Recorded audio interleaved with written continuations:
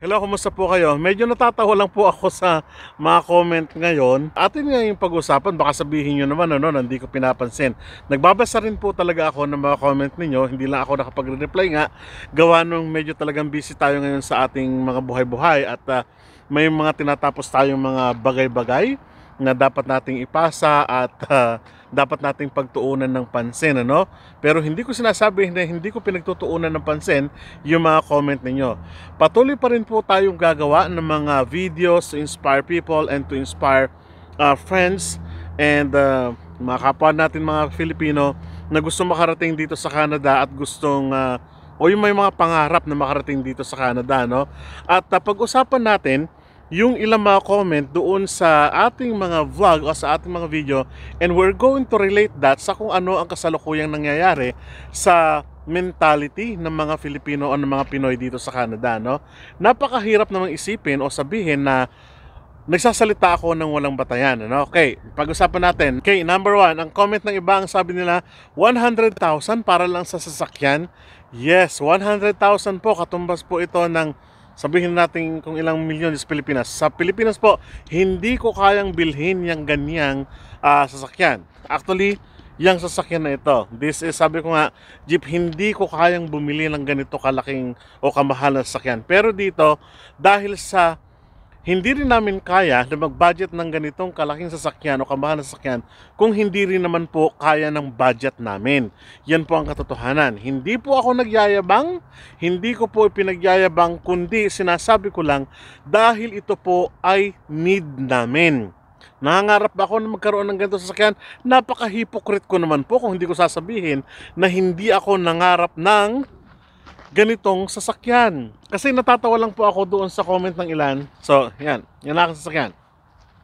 Natatawa lang po ako sa comment ng ilan na 100,000 binili ng sasakyan o 100,000 pinaglalaanan ng budget. Sabi ko nga, hindi kami makabibili kung hindi namin pinaglalaanan o hindi kami nakapagbabudget patungkol dito. Ibig sabihin, sapat po at kaya naman po sa sahod namin yung ibinabayad namin dito, yung loan namin dito. Sa Pilipinas, hindi ko kaya dahil hindi ganun kalaki yung aming kita sa Pilipinas.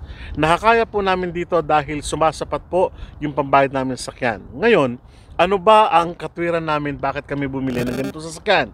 Number one po yung IVF namin. IVF is a very big event sa buhay namin mag-asawa dahil ito po yung unang baby namin at ito po yung dahilan kung bakit po kami may baby.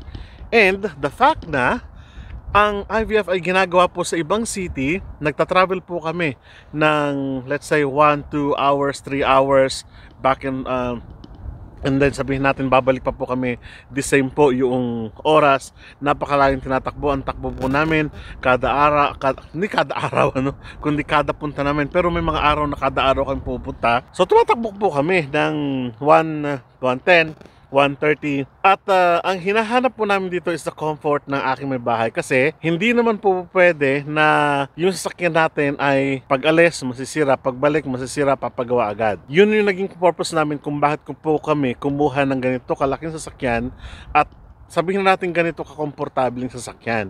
Kasi ang ini-invest din po namin, buti po kayo, no? May, sa ilan sa inyo, marami sa inyo nagkaroon ng baby na natural, no? Pero sa amin, sa tulong po ng siyensya, yung tawag po natin na IVF, in vitro fertilization, ay doon lamang po kami magkakaanak. So, ibig sabihin, kailangan din namin pagnaanan yung future ng aming anak pagdating ng araw, yung siyempre yung pagbubuntis ng aking asawa, at syempre yung travel namin back and forth po sa Saskatoon. Yun po ang unang-una, no? Pwede naman yung maliit na sasakyan na. Yes, pwede naman po talaga.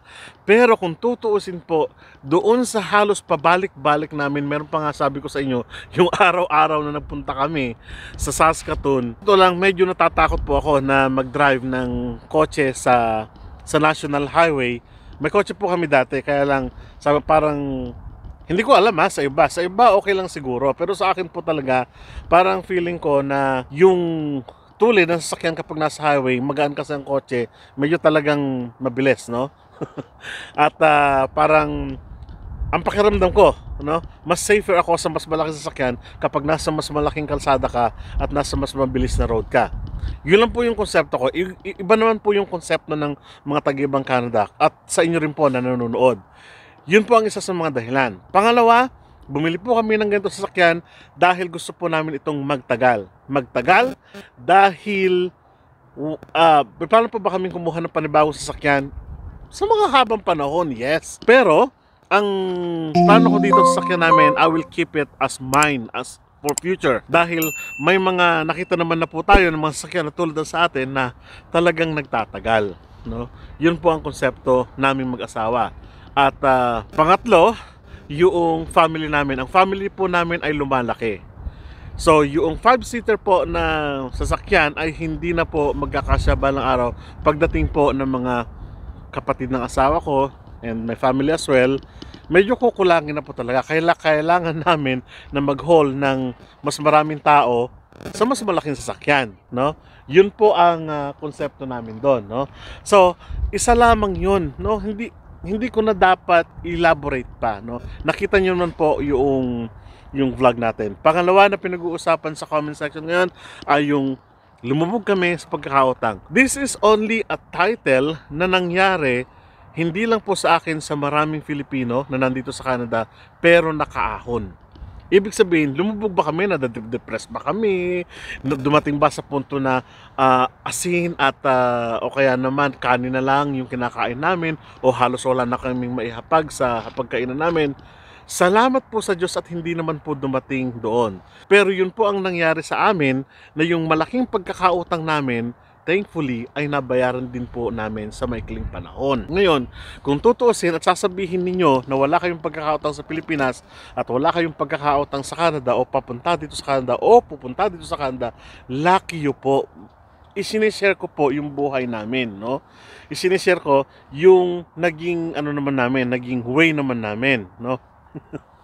Ang sinasabi pa ng iba, kung imbis na kumuha ka ng malang sasakyan, kumuha ka na lang sana ng bahay. That's true. That's true po. Totoo po yan. Kaya lang, ang sabi ko nga, iba-iba ang priority ng bawat tao. Iba ang priority ninyo, iba po ang priority namin. Iba rin po ang priority nila. Ganun lang po yun. Ano? Nakakatawa lang. Pero, baka isipin nyo, no, malungkot ako ngayon. Masaya po ako ngayon dahil may mga events po tayo, may mga pangyayari sa buhay natin na talagang nabibless naman po tayo ng Lord ng maraming bagay, no? Hindi lang po kasi kami kumukuha ng bahay ngayon, una, dahil sabi ko nga, kung babalikan ninyo, hindi pa yun ang priority namin. Kung may pang down po tayo na na-save. Kaya nga, lagi kong inuulit-ulit sa inyo, pag nandito po tayo sa Canada, always save, save, save. Kung uunahin po namin yun, paano naman yung iba, no? So may mga priority po tayo. So nile-level din po natin yung priority. Ngayon, sa mga priority natin na yon sa buhay, sa amin, ngayong taon, hindi namin priority ang bahay kasi sa pagkuha namin ng bahay ngayon, mas nakaka-save po kami sa totoo lang ng mas malaking halaga ng salapi dito sa Canada kung kukuha po kami ng bahay. Pag kumuha na po kami ng bahay, yes, that is investment. Totoo po yan. Sinabi nila, that is investment. Pero in few years time lang. Hindi naman po kami forever na magre-rent, no? Pero okay din po yung mag-rent talaga. Kung yun talagang plano mo, nasa sa inyo po yan. Pero sa amin kasi, yung priority namin ngayon ay iba doon sa priority ng ibang tao. So sabi namin, ang bahay ngayong taon, o sabihin natin sa susunod pang taon, ay hindi pa namin priority. Balang araw, relax po, chill. Kukuha po tayo ng bahay sa mga susunod na panahon. Ngayon, eto na. Ito kasi yung mentality nating mga Filipino, no? Pagdating ng isang bagay na, let's say, issue, o kaya naman, let's say, sabihin natin na balita, may iba't ibang reaction kasi tayo, no? Pero ang napansin ko, thankfully, and God sees this, na mas marami yung tao talagang nagko-comment kahit na hindi sa vlog ko, kahit na sa vlog ng iba, kahit na sa reaction ng iba, mas marami pa rin talaga yung taong nagsasabi na na-inspire sila sa vlog na ganyan, sa vlog na ganito. Ibig sabihin, sila yung may mga positibong pananaw na pagdating ng araw, yung mga goal nila sa buhay mararating nila, no? Hindi ko rin naman sinasabi na yung magsasabi ng mga hindi positibo o negatibo ang sinasabi ay hindi makararating. Mararating yun in a different way, different manner, different time maybe. So ganun po yung nagiging issue ngayon, no? Kasi ang nakikita natin, halimbawa yung isang vlog ng isang taga-US ata yun, pinotakte. Kasi bibili daw siya ng worth 20 something million na sasakyan kasi patutunayan niya doon sa tao na yun na meron siyang ganung kahalaga. Sa akin naman, hindi niya na dapat kailangang patunayan. Kasi nakikita naman sa estilo niya at doon sa way ng pagtulong niya sa tao na meron talaga siyang ganung kalaking halaga. For me kasi authentic at genuine naman siya na ganon yung kanyang sinasabi at totoo naman. No? Pinotakti siya. Ang yabang naman ito, ganon-ganon. Hindi, ang tanong ko lang, hindi ba kayo natutuwa na may kababayan tayong ganon ang issue sa buhay? Ganon ang estado sa buhay? This is one, I think. Okay, marami kong pinopromote na tao dito, mga attorneys, doctors, and everything, ng mga kababayan natin. Kasi, personally po, sabi ko sa inyo, sweet sound yung mga kwento nila kasi pinaghuhugutan ko rin po ito ng inspirasyon ng buhay ko. Sinishare ko naman po sa inyo sa pamamagitan ng vlog yung mga na-achieve ng mga taong ito para sa ganun, baka sakali na maging inspirasyon nyo din. For instance, Attorney Jake Aguilar. I am proud of him kasi Filipino po siya at nagpa-practice ng law, ng pagiging lawyer dito sa Canada. No? May doktor po tayo. Ako personally, ang doktor ko, marami pong option, no? Maraming option na kung pumihili ako ng mga ibang doctors. Maraming mas magagaling na Filipino na kahit na hindi Filipino doctors, no? Pero pinili ko po ay Filipino doctor. Bakit po? Kasi I am proud na may Filipino na doktor dito sa Regina, no? At sa iba't ibang lugar dito sa Canada. Ewan ko, yun po ako na kapag nakakita ako ng isang Pinoy na nakaka-achieve ng isang pangarap o goal sa buhay, ay natutuwa po ako. Merong isang doctor na taga Manila na gustong pumunta dito sa Saskatchewan at kinakausap po siya. Ang sabi ko, if you are really interested, sinasabihin ko sa pumunta ka dito sa Saskatchewan kasi in need sila ng doctor. In need sila ng mga medical specialist dito sa Regina, dito sa Saskatchewan. And hindi ko pinagdadamot yung opportunity na yon sa iba. Ganon din ang ginagawa ko sa inyo, no?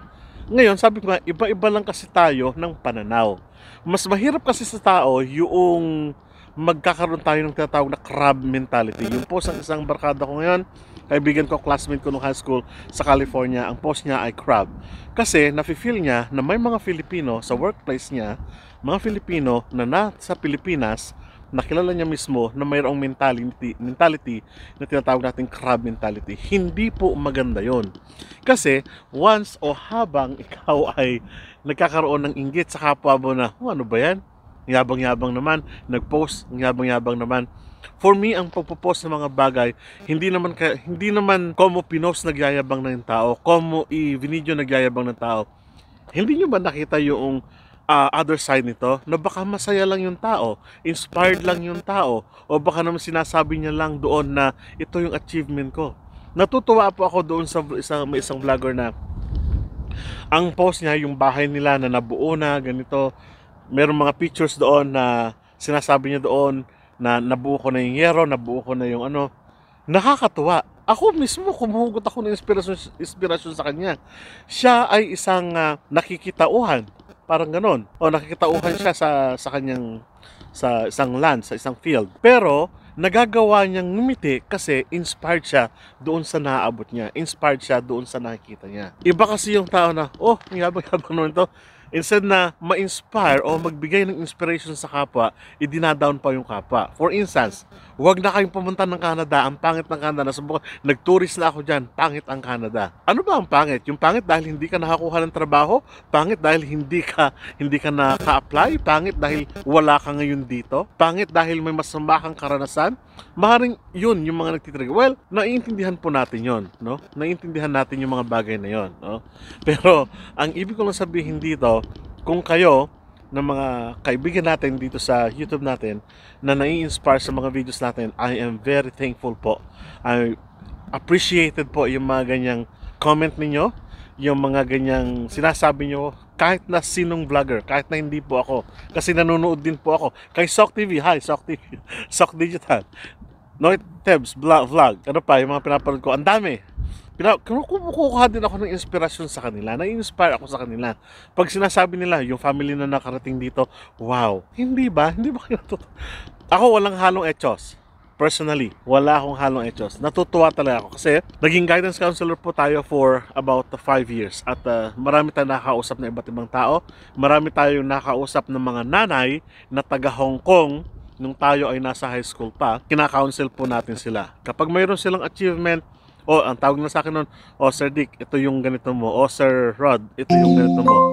Sir Rodrick, ito yung ganito mo. Thankful dahil na pagsabihin nyo yung anak ko ng ganito, nakausap ko kayo. Ang sarap sa pakiramdam na may nai-inspired ka na tao and at the same time sila ay inspired sa iyo dahil sa mga thoughts mo, dahil sa mga sinasabi mo, dahil sa mga bagay na nakikita sa iyo. I am thankful dahil kapapano may ilan na nai-inspired sa akin. I am thankful to dahil may mga tao tayong napapasaya kahit papaano sa maliit na pamamaraan natin, no? Ako wala akong ano dito. Wala ako. Hindi milyon ang kita ko dito sa YouTube for the sake na mag-vlog ka. No. Ang sabi ko po dito, hipokrito din naman ako kapag hindi ko sinasabi na kapag sasabihin ko na ayoko ng malaking halaga. Gusto ko 'yan. No? Achievement 'yan eh. Magkaroon ng maraming views, magkaroon ng maraming pera sa YouTube. Sino bang hindi? Gusto natin 'yan. Ito na tayo. Ito nang daigdig natin ngayon, no? Canada man o hindi, gusto natin 'yan, no? Kaya lang, ang sinasabi natin dito, kahit sa maliit na pamamaraan, nakatulong man lang tayo sa pamamagitan ng mga videos natin. Oras, ang laki ng oras na kinakain ng YouTube natin ngayon sa ating personal life. Pero, masaya ba ako? Yes, masaya po ako, lalong-lalo na kapag yung mga comment nyo, sinasabi nyo, I am thankful, nakarating na ako dito dahil sa inyo, gusto ko tang ma-meet balang araw, gusto ko tang makita balang araw, sa Saskatchewan din yung apo ko, i-greet mo naman sila, something like that. Natutuwa na po ako talaga doon. Yun lang po ay, kumbaga, paid off na yung ginawa ko dito, no? Ang kinikita ko lang dito, napakaliit lang, no? Hindi siya libo-libo. Natulad ng iba, no? Yung kumain ng ipis, kumain ng daga, pinapanood natin, milyon ng views nun, di ba? Kasi nai-entertain tayo. Yung kasi napansin ko, kapag gustong matuto nung vlogger, yung ibang tao at ginagawa nyo, pero kakunti ng view, but that's fine. Kasi hindi naman yun ang niche natin eh, di ba? That's totally fine. Pero kapag, naglaba, tapos nakapanty at bra lang, maraming views yan, no? Pero maraming nagsasabi sa sumayaw-sayaw, ganon. Kasi hindi yun ang niche natin. Iba yung natin, iba yung layunin natin sa buhay. Kahit isa, dalawa na may matuto sa sinasabi natin, masaya na po tayo. Actually, marami akong plano noon na gawing niche dito sa YouTube. But, ang sineshare po namin, ang buhay namin dito sa Canada to inspire you. Lalong-lalo na ikaw na nanonood ngayon, to inspire you. So, ibig sabihin, malaking factor yung mentality ng mga Filipino sa pagpunta dito sa Canada. Sa CRS, sa pagkuha ng comprehensive ranking system, malaking factor ang mentality ng tao. Totoo po yan. Kasi kung hindi mo i-inspire yung sarili mo na makarating dito at lagi ka na lang titingin doon sa, di ba na, hindi totoo yan, wala yan, parang ganon. Hindi talaga tayo makakarating. Pag sinabi mo na, wala, nakarating na ako ng Canada, pangit ng Canada. Ano yung experience mo dito sa Canada? But for me, I am thankful that I am here in Canada dahil nandito po yung family ko, friends nandito po, na kukuha natin yung mga kahit paano pinapangarap natin sa buhay. And I am thankful na ang buhay natin dito ay, masasabi ko, kung save ang pinag-usapan, nakapag-save po tayo. May mga iba-ibang priority, may mga iba't ibang layunin, goal tayo sa buhay, no? So, bahala na po kayo na mag-interpret, maghimay-himay ng mga sinabi ko. Pero nandito pa rin po tayo sa Buhay Canada, dito po sa Rod's Channel, para sa ganun magbigay ng inspiration dito sa inyo ngayon. So, kayo, anong gugustuhin nyo? Magkaroon ng crab mentality? Magkaroon ng negativity sa buhay? O ma-inspired? Depende na po sa inyo yan. Maraming salamat po at kita-kita po tayo sa mga susunod na vlog. Hanggang sa muli!